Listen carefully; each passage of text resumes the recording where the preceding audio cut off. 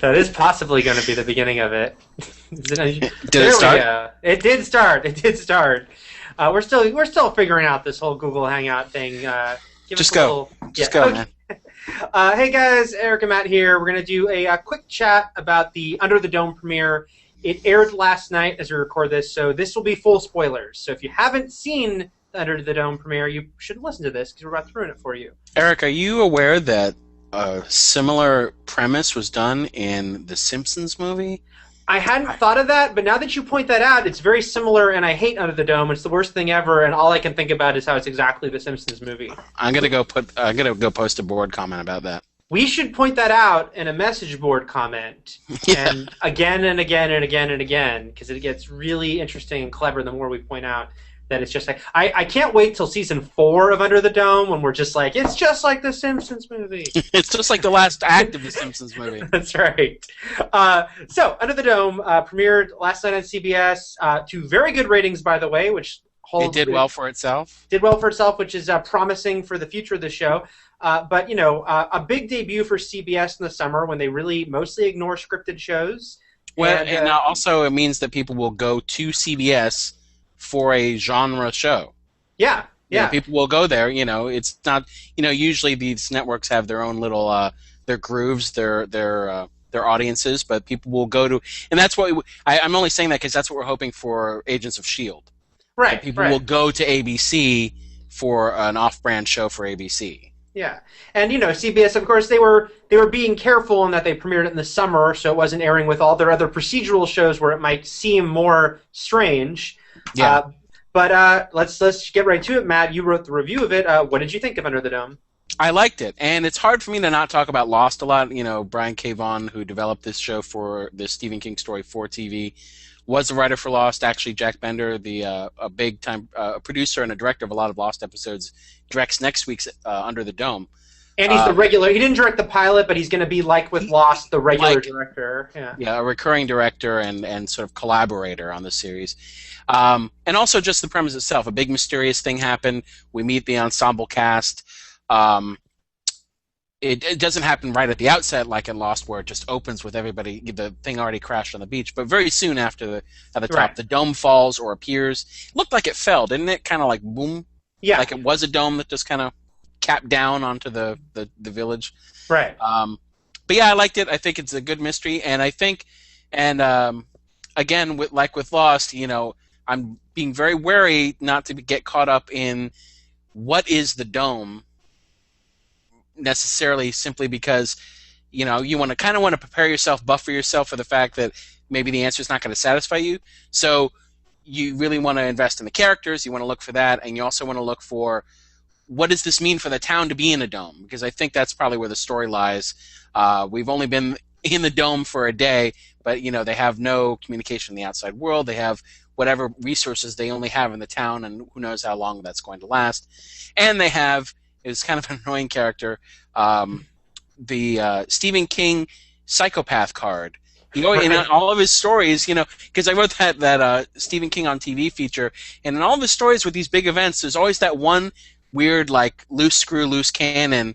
It's in the Langoliers. It's in anything there's always the weird outcast crazy person Yeah. who somehow makes everything worse, and that was in the character of Junior that we found out by the end of the episode was the son of Breaking Bad's Dean Norris character, Big Jim Rennie. Yeah. Let's talk about Junior, because I think for both of us, he was probably the biggest negative on what was a show I, too, really liked. I really liked the pilot. He was the biggest sort of, kind of eye-rolling aspect, I'd say, mostly because we had to buy that so much happened with him just in that first episode. Maybe if they'd slowly had him kind of go crazy. It was from the first scene to the next. Yeah. Like, it was literally in one scene. Like, he's having sex with Britt Robertson. He's someone Britt Robertson would have sex with. So we don't know why. We don't know why Right. she was doing that, and especially because he tells her that you're the only one who knows the real me. Like, so she apparently knows how he is. Yeah. Right. It wasn't a lark. So she does it on purpose, and then leaves.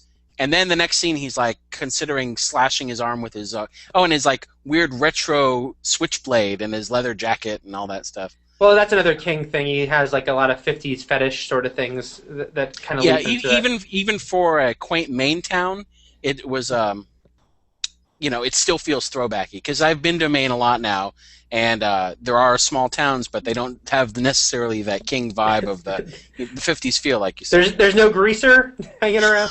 Not that I saw. All right, and we should also mention, and because I'm sure we'll get some heat for the fact that neither of us have read this book. We've both read a lot of Stephen King, but we haven't read Under the Dome, No. which I kind of think is fun because there's so many things on the air, Game of Thrones, Walking Dead, where I do know what the source material is, and I'm comparing it. This one, I might read the book, I'm not sure, but neither of us have read the book.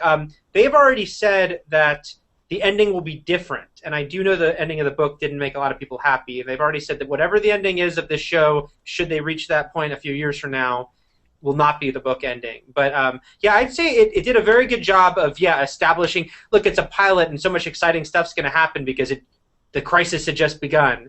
But as far as establishing that mood, that atmosphere, the cool sort of moments, whether they be the cow split in two or the airplane or the truck, I thought all that stuff was very cool. And now Dean Norris, he gets to be the one cooking meth. Yes, exactly. Maybe there's they did a good Well, job. I mean, not cooking, but allowing it to happen. Like it was certainly implied by the end. Right. Certainly, there's we get the idea of the drug trade and the underbelly of this town and how will that be affected by this crisis happening. And the Jeff Fahey appeared as sort of the false hero plant. I mean, Mike Vogel's in there as probably the real hero. But Yeah. Jeff Fahey, who winds up, I guess, dying by the end of the episode. I guess I think it's still so. in there. But he was on Lost, and he probably came. He's out of all of them, he's a notable face that people would recognize as sort of a star. But they took him out by the end of the episode, as almost in a Joss Whedon type move. But I thought that was really cool, and yeah, I liked the premise, and I liked the fact that not the teenage daughter also annoyed me too. the three, what was it, Samantha Mathis and her partner and her daughter, like from L.A. Yeah, they were a little annoying too. But they were annoying. I like most of the characters, which I think is good, because even on a show like Lost, Sawyer eventually became a really cool character once you started getting into he had his flashback episode moments and stuff like that. At the beginning of Lost, he was really annoying. Yeah, and it does take time with a lot of the characters, but I think they did, again, especially TV pilots where they only have 44 minutes. They can't go anything over that. And so with that little time, I thought they did a good job. I think Mike Vogel's character, Barbie, he seems established as kind of the anti-hero. Clearly we know he was up to no good, but whether he had a justification or not for what he did, we'll find out. I'm assuming the man he killed, the husband of the reporter, I don't know any of their names, but Julia is the reporter. Julia. Well, I'm assuming Julia's husband was a bad person. Right. I'm assuming his secret is he killed another bad person. So it makes it not such a bad thing, like if he's just like squabbling with other crooks and drifters. Yeah, and I think it's going to be that thing of him, Barbie and Julia kind of being the two heroes of the show, and she's going to be a little more straightforward, where him is a little more mysterious, what his background is, what he was doing there. But I do think with Big Jim, it's a good establishment for the guy who, and he happens to be bald, but I still think the Kingpin, as far as the idea that he was already kind of a big fish in a small pond, but now that they can't reach out to anyone else, the fact that he would see sort of the ability to maybe grab some power because no one will have anyone else to turn to. Yeah, I think is what they've established there. And the DJs are the Hurley of the show. And the DJs are the Hurley, yeah. Now, what do you think? I went to a screening of this premiere, and they did a Q&A with Brian K. Vaughan and Neil Baer, another producer, and they did ask them sort of how do you deliver like sort of big moments after this, because obviously the moment when the dome happened is when we're going to have all the crazy accidents occur. After that, people shouldn't be driving into the dome. So I am curious. I mean, again, I keep going back to Lost, but the plane crash happens once, right? And then after that, it's they still have to answer the kids the teenagers who fall down on the ground and start saying frothing and saying, what is it? The stars are falling. I can't remember what the phrase is that they keep saying. So there's mystery there. I think they have to plan out, dole out the mystery slowly, kind of like on Lost, and within the show too, there's already also going to be the drama, like you said, of Big Jim seizing the opportunity to gain power. There's going to be a lot of human elements to focus on, with the fact that most of these people they're not strangers like on Lost. They know each other. They have a history together, and now they're all confined in one spot.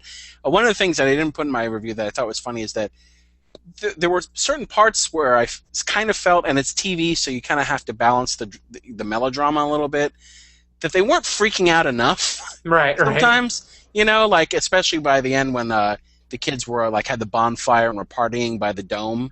Mm-hmm. Because right at the end they cut to the outside world, and we saw a brief glimpse of the reporters and people talking about it. They're freaking out. The people in the town are kind of like, who knows how long this will last? Right. Like they're just like, what are we gonna do? Hey, you know what this reminds me of? The Simpsons movie. That's what they're all saying. And then they're like, not the Simpsons movie again. Right. But at least it was good to know that the people on the outside thought that this was a pretty big deal. Yeah. No, I definitely think there's a lot of good things established, and because I like Britt Robertson, I hope she gets out of her storyline soon. Because if she has to be in that underground bunker from like more than the next episode, it's going to be a little unnerving. Right. But we should, and I do want to take this opportunity. A lot of people are confused by the fact that, this is not a miniseries. It was never intended as a miniseries. Obviously, if it failed, it would have been one season. Right now, it looks pretty optimistic. So this is, planned as a multi-year show.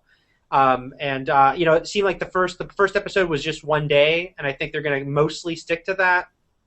Where like each episode is one day in this town, so you can slowly dole things out that way. So I mean, then things won't get really like intense till season 3 or so.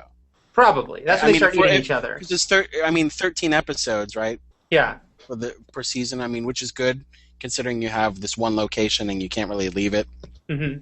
But then if you're saying by the end it's only been 13 days, well, I mean, I don't know. Yeah, they haven't. Now I hate this show. No. Now you hate this show. Okay, well, but wrapping up, before you hate the show, you reviewed it for IGN. What did you give the score for it? I don't remember. 8.3? Yes. 8.4? I happen to know the answer to that question. 8.3 or 8.4? All right. 8.3. One of those. It was good. Again, I had a few reservations about a couple of the characters. You can't like everybody. Mm-hmm. But overall, I thought it was pretty engaging. I want to know what happens. I want to know what happens to the town. Especially now that the one guy who you'd think would oppose Dean Norris's character the most just had his pacemaker explode out of his chest. So right, and I think the question there will be with Linda, the deputy, like sort of how much will she rise up as the leader of the authorities, in future episodes.